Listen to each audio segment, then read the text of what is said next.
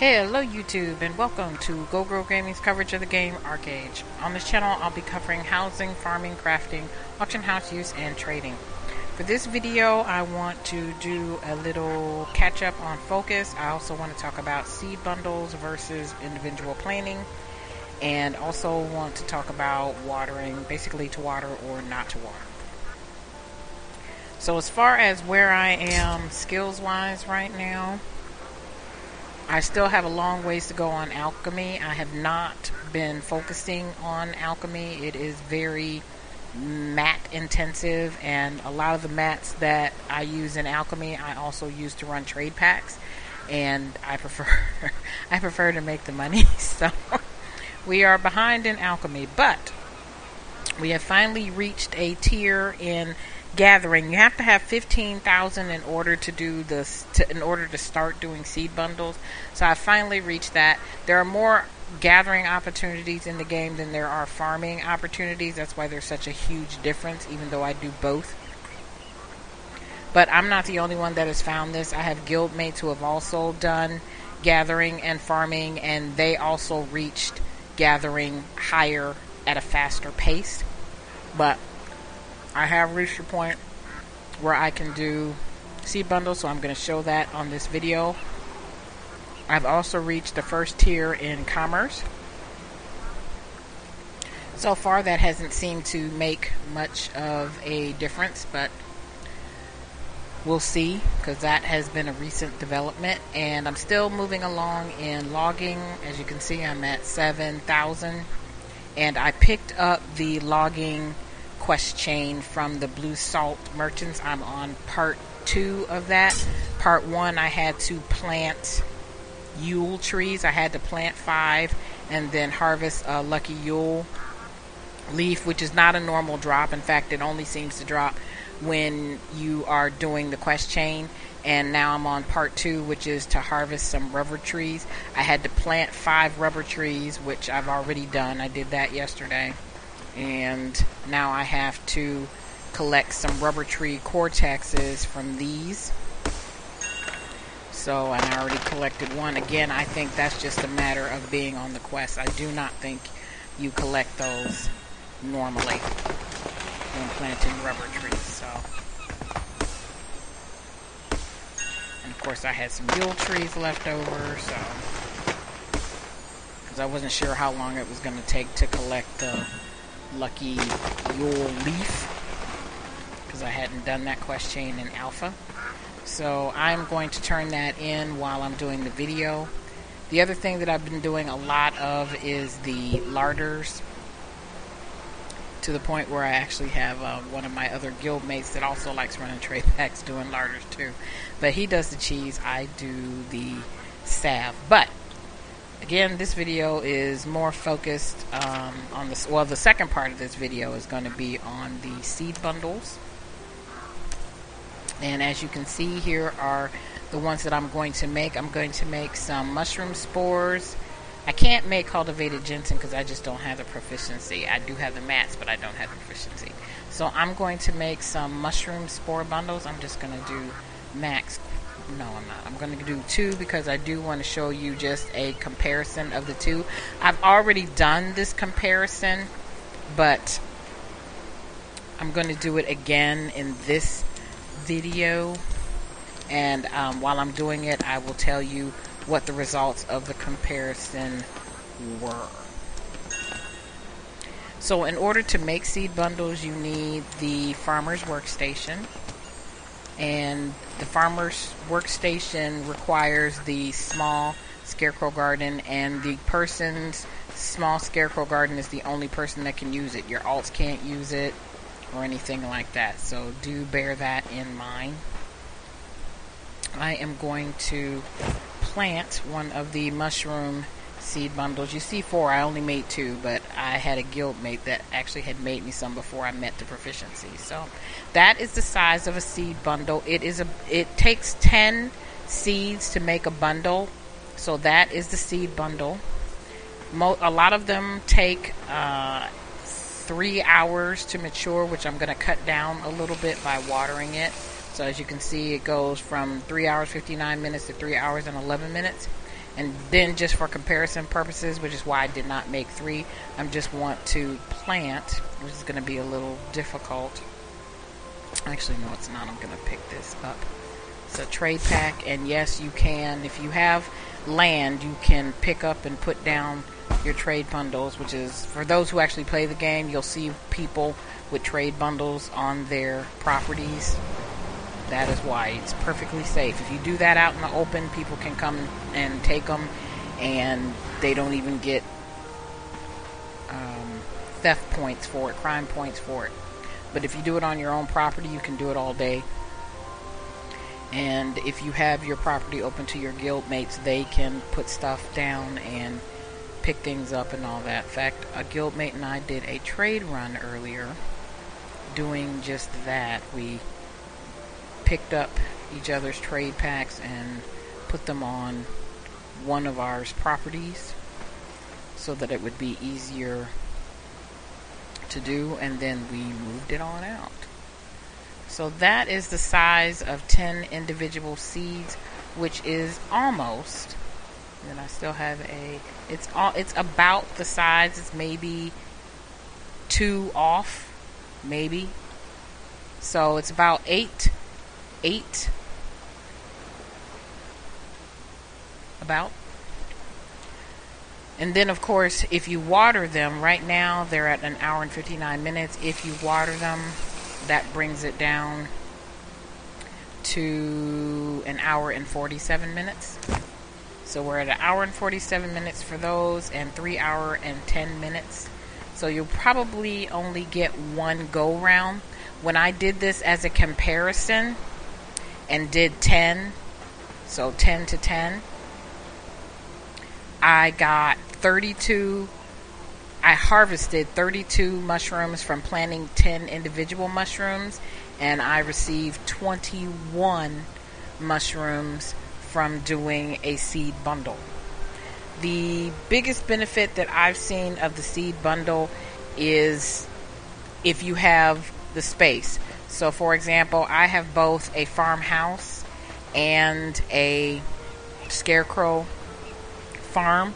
So I have the space. So using seed bundles is a good deal for me. But if you only have, let's say, a house and an 8x8, then I would recommend just doing the individuals, because the yield so far seems to be higher on doing individuals. Now, one could probably make an argument that the seed bundles take up the space of 8 instead of 10. I did it based on how many seeds were in it. But being that the 10 versus 10, it was a third less, I don't think it's going to make that big of a deal. But I got my calculator out right now, so just going to do that real quick. I said what, 30? I say 32.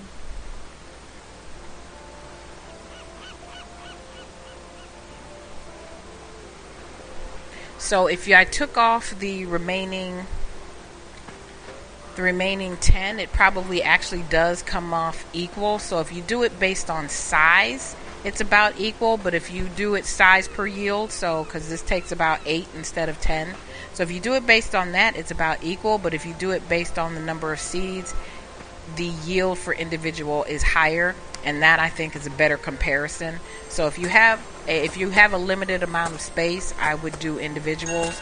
But if you have room to spare, of course you can always do individuals. But just to cut down on farming time, I would do the seed bundles, which is what I do. And as I gain access to more and more seed bundles, that's what I'll be doing. Right now there are quite a few seed bundles. I have access to no farming seed bundles. Well, I have access because I have guild mates, but going on an individual basis, I cannot make seed bundles for farming at all yet, and I am limited on the seed bundles that I can make through gathering. I have a few more that I am going to make this evening and plant those out. But seed bundles generally do not work well on the houses. You can plant them at the corners, because you can plant trees at the corners, and trees like this is an olive tree right over there. So it's about the same size. So if my olive tree wasn't there, I might be able to put a seed bundle there, but then again, maybe not. But generally, you would have to, like if you have an 8x8 like this over here, you can plant 4 seed bundles on an 8x8. Around your house, though, you would have to plant individually anyway. So it's a matter of size, how much room you have in order to truly utilize the seed bundles and make it worth your while. So those are my recommendations there. As far as to water or not to water, for the most part, you really don't have to. The only thing watering does is decrease your time to harvest. So generally what I'll do is for items like cultivated ginseng or aloe, and I have some aloe right over here that have, and this is an aloe bundle that has a long maturity time. Oh no, these are individuals. That has a long maturity time. I will water those. For example, cultivated ginseng when planted individually has a 24-hour period. It gets knocked down to, I believe, 22. So that stands a greater chance of me being able to harvest it the next day when I plant it, if I water it, as opposed to having to wait basically and harvest every other day. And I use cultivated ginseng a lot, so I always water it. But things like rice, barley, azaleas that have short harvest times, I won't water. Sometimes I'll go on and water anyway, just out of habit, because I did get in the habit of doing it at alpha. But you really don't have to. It doesn't seem to make any difference on yield, just on time. Of course, if you're in a hurry, definitely water, as in if you're in a hurry for your stuff to grow faster, definitely water. Otherwise, you really don't have to. It's up to you. So the next thing I'm going to show you, I'm actually going to pause the video for a minute because I just harvested my rubber trees. So I want to show you what the next part in the logging is. I'm on the last parts of the farming and gathering. I just have to collect vanilla and pepper, which you can only do out in the open unless you get lucky and get a seed, which I have done and plant. Although it doesn't seem like the seeds stay put, as in I don't recall harvesting. I found pepper seeds. I have not gotten vanilla seeds, but I have gotten some pepper seeds and I've planted them, but I don't recall ever harvesting them. So I'm not sure if they just go poof or if I'm just not catching it when I harvest them or what, but it doesn't seem like they harvest, which would be a glitch as opposed to anything else. But I have all the pepper that I need. I just need to collect some more vanilla and then I can turn that one in. And then as far as that would be for gathering, and then I'd be done with that quest chain, getting the last piece, which is the top.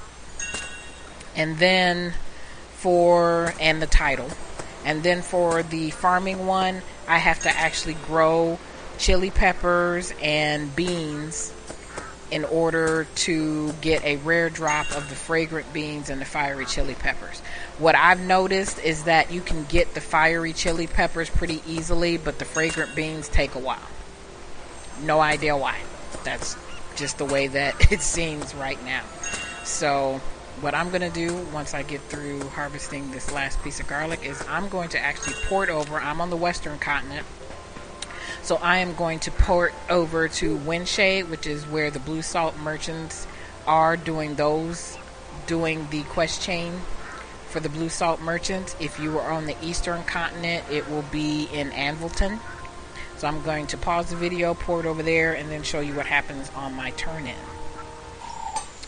Okay, so now I am in Windshade and I am here with Carpenter Schmidt. He is the one that gives out the logging quest chain. So as you can see here, I collected what he asked me for, and I'm going to get some woodcutter shoes for it. As you can see, just like with the gathering and the farming quest, it will be a set of 5 and it will increase my logging proficiency when wearing them. So I am going to take this reward and get the next Willow piece bark of has the many quest. uses, And for this, but it it'll can be fragile. planting some You willow won't be able to get it off every willow. saplings and collecting the willow cortex. So they don't have at least I don't see one. They don't have a sapling merchant over here. I mean, yeah, I know that it doesn't plant in the farm, but still, if you're picking up the quest chain, it would be kind of nice. So I'm actually going to hop down the street because I'm not far from where I know they'll sell it. But I am not going to take you guys along with me for that. Instead, I am going to call it for this video. Please like, subscribe, and tell a friend, and stay tuned for more videos from Go Girl Gaming and my coverage of Arche Age. Thanks for watching.